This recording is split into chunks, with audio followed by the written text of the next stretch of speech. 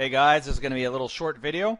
One extra thing that I left out in the last matrix video, which of course you're going to wonder, is how do you know the size of your matrix? So this is fine here because I knew I made the matrix with 4 and 8 for its dimensions. But what happens if you're just handed a matrix or a 2D array from somebody else? It's passed in as a parameter inside of a method, and you need to figure out what the 4 and the 8 was. Now I'll just sort of show you down here. You know with arrays, you just went dot length. Now this still works. Now what will dot length get you? Dot length gives you the first dimension in the array. So if we go m dot length, that's going to send back 4. Now, how do you get the 8? Well, getting the 8, easy, but here's the explanation.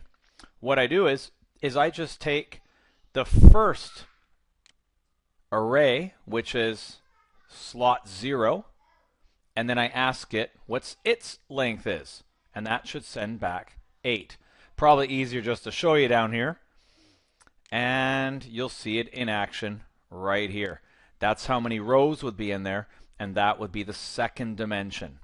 So M0, which is one array, you get out and ask it what its length is, and then you get the other dimension. So you have M dot length, and you have M slot 0. Get its length. Those are the two dimensions. Now it's super easy to forget this, right, or mix them up. Probably the easiest way to remember is the simple one, M dot length, is a lot shorter. That gets you the first dimension. The one that's a bit longer, that one gets you the second dimension. That's a nice easy way, and that's really it for this video.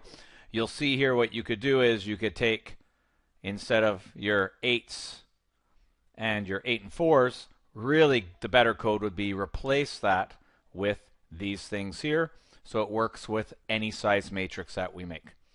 There you go. So when you write your code, try to use that stuff in it. That's it.